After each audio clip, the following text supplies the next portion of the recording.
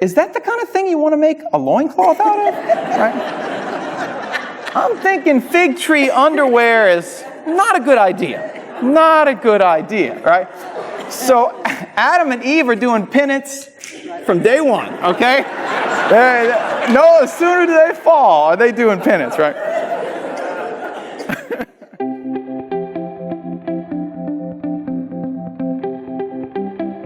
In Mark chapter 11, verse 12 to 21, it says this: On the following day, meaning after Palm Sunday, when they came to Bethany, which was a little town outside of Jerusalem, he was hungry. And seeing in the distance a fig tree in leaf, he went to see if he could find anything on it. Now when he came to it, he found nothing but leaves, for it was not the season for figs. And he said to it, May no one ever eat fruit from you again. And his disciples heard it. Interesting. Even Jesus was grumpy on Monday, apparently, right? I mean, it's very clear, right? Golly, Jesus, what did the poor tree ever do to you? If you can't be nice to trees, who can you be nice to, It's mysterious, isn't it? It's weird. All right, well, something's going on here. But let's keep going. It says, so they came to Jerusalem, it's the same day, and he entered the temple, and he began to drive out those who sold and those who bought in the temple. And he overturned the tables of the money changers and the seats of those who sold pigeons. And he would not allow anyone to carry anything through the temple. And he taught, and he said to them, Is it not written, My house shall be called a house of prayer for all the nations? But you have made it a den of robbers. Now, I didn't put it in there, but he's quoting there Isaiah chapter 56. We'll come back to that in a second. And the chief priests and the scribes heard it, and they sought a way to destroy him, for they feared him, because all the multitude was astonished at his teaching. And when the evening came of Monday, they went out of the city. Now watch this. As they passed back in the morning, so this would be Holy Tuesday, they saw the fig tree withered away to its roots. And Peter remembered and said to him, Master, look, the fig tree which you cursed has withered. End of gospel. All right, so two things going on, very mysterious. Why does Jesus curse the fig tree? And why does he make a mess in the temple? I mean, I know we usually call it the cleansing of the temple, but he doesn't really cleanse it, does he? He makes a giant mess. He goes in, he turns over the tables of the money changers, right? He drives out those who were selling pigeons, and he reprimands them using the words of the Old Testament, using the words of Isaiah. So why is he doing that? I mean, didn't Mary ever teach him any manners? Right? You don't go to somebody's house and start flipping tables over here. Something strange is going on. So if you turn to page 2 there at the top, let's start with the cleansing of the temple. The first reason Jesus does this action in the temple, is not the one most people think. Now, a lot of people think, well, he's upset because they're buying and selling, and that's the primary meaning. And that's true. There is a problem there, but a lot of times people will just assume, well, they must have been cheating the people, right? That, they're jacking up the prices for the sacrificial offerings, and that's what he's mad about. But you'll notice the gospel doesn't actually say that they were cheating anyone. It doesn't say that he was mad about them cheating them. What it says is that they were somehow contradicting the prophecy, Isaiah 56, that said that the house of God, the temple, is supposed to be a house of prayer for all the nations, right?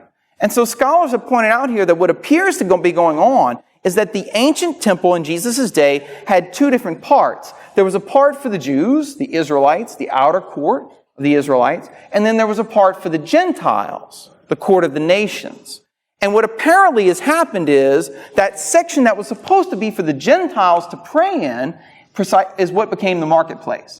In other words, we don't care about the Gentiles having a place to play. We're going to be set up right here on the way into the temple so that the pilgrims who are coming for Passover can buy their sacrifices and their lambs and their doves and then go into the temple and offer them in. So in a sense, what they're doing is imagine trying to pray when you're surrounded by sheep and goats, right? And birds and people exchanging money. I mean, have you ever tried to pray in a marketplace? It's not easy. It's like trying to pray at Walmart, okay? I don't know. I never found anybody praying at Walmart. I mean, except, Lord, please let this line go faster, right? I mean, But it's not a place of prayer. You need quiet. You need peace, right, to pray. But they've taken away that place for the Gentiles. And that's what makes Jesus angry. Because God's plan from the beginning, from Abraham in Genesis 12, was that all the families of the earth would be blessed through Abraham. It was never that God chose the Jews to the exclusion of the Gentiles. It was always that he chose the Jews in order to bring the good news to the Gentiles. But now, some of these Jews in the first century have become a barrier to the prayer of the nations. And so Jesus goes and he starts flipping tables over. And he says, is it not written, my house shall be called a house of prayer for all the Gentiles, for all the nations? Now, I knew that for a long time, but I never really went back and looked at the prophecy because something more is going on. If you take that line from Isaiah and you put it in context, what you'll discover is that Isaiah wasn't just saying that God wanted to save the Gentile people one day. He actually was prophesying that one day there would actually be a new temple. And in that new temple, not only would the Gentiles have a place of prayer, they would actually even be priests, which is shocking for a Jew because there was never, even certain Jews couldn't be priests. Only the Levites could be priests. And yet Isaiah said one day, not just Gentiles, but childless men will be able to be priests as well. It's very weird. Look at this passage with me. Isaiah's prophecy of a new temple. Childless Gentile priests. Listen to the words and I'll unpack them for you. In Isaiah 56 it says this, let not the foreigner who has joined himself to the Lord say, the Lord will surely separate me from his people. And let not the eunuch say, the eunuch would be a man who's incapable of having children, a childless man. Let not the eunuch say, behold, I'm a dry tree. In other words, I have no fruit. For thus says the Lord, to the eunuchs who keep my Sabbaths, who choose the things that please me and hold fast my covenant, I will give in my house and within my walls a monument and a name better than sons and daughters. I will give them an everlasting name, which shall not be cut off.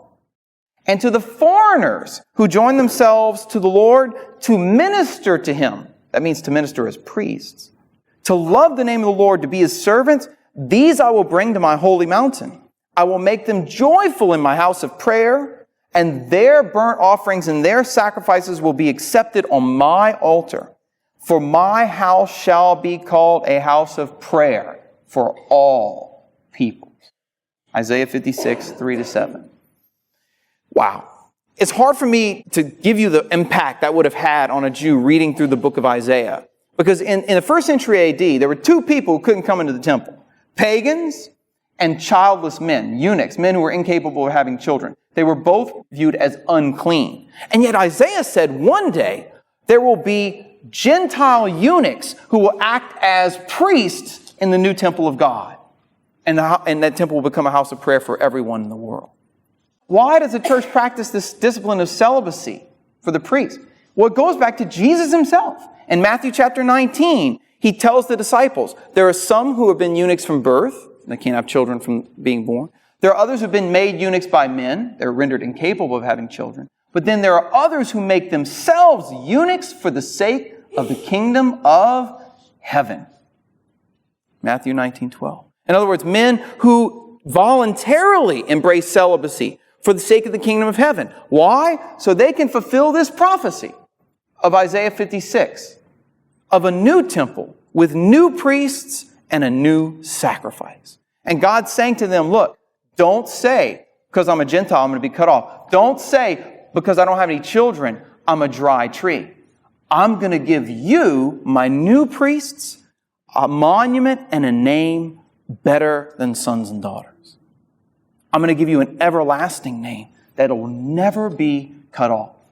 You might say, okay, well, hold on, Dr. Pitre, what about that fig tree? What did it ever do to Jesus, right? Okay, well, I tell you what, I puzzled over this one for a long time. And if you look at the commentaries on this, many scholars kind of walk away just scratching their head saying, we don't know. We don't know why Jesus would have done this to the fig tree, especially since Mark tells you it wasn't the season for figs, right? Figs don't come out in the middle of the spring. So why is he even mad at this fig tree when it's not yet summertime? It's not time for figs.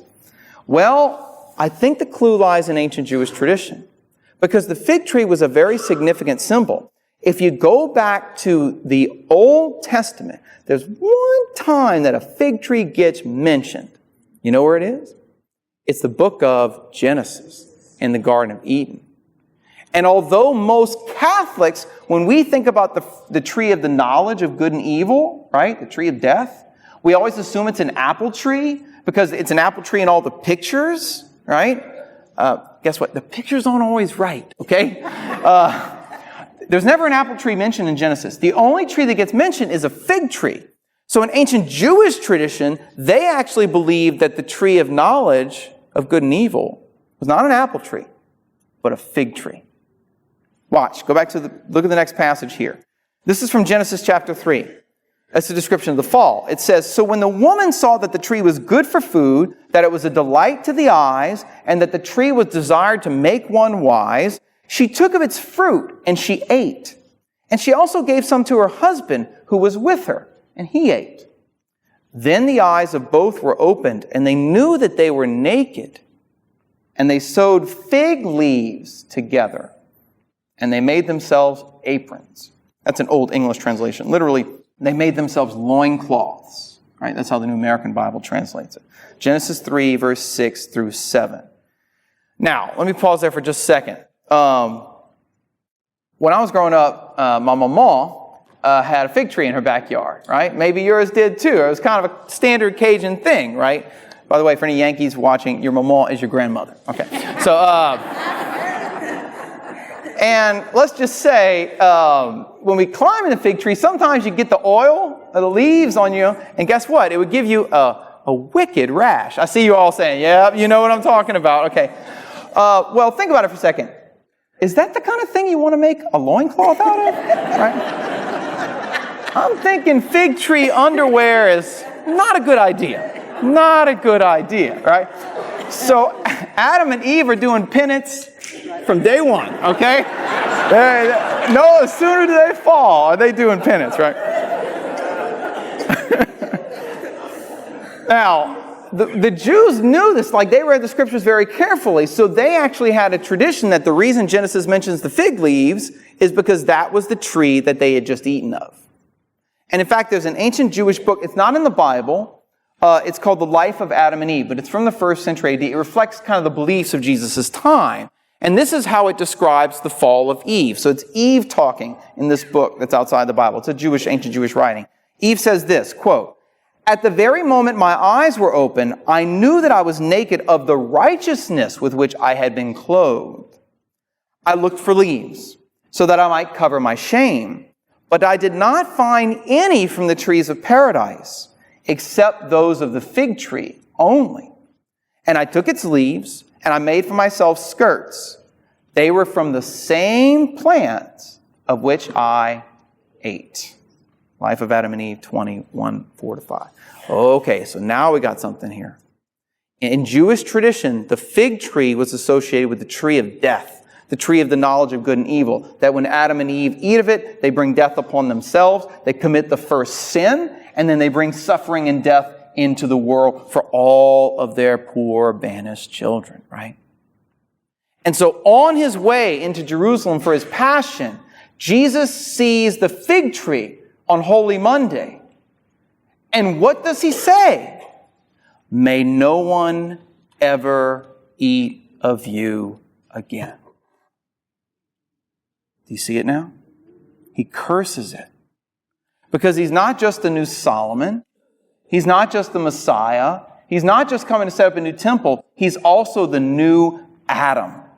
And he's come to undo the effects of the fall, to undo the effects of the first Adam. He doesn't want anybody to eat of the tree of death anymore. He doesn't want anybody to eat of the tree of knowledge of good and evil. So he curses this fig tree as a symbol of what he's going to accomplish on the cross, when he undoes sin and its power and death and its dominion.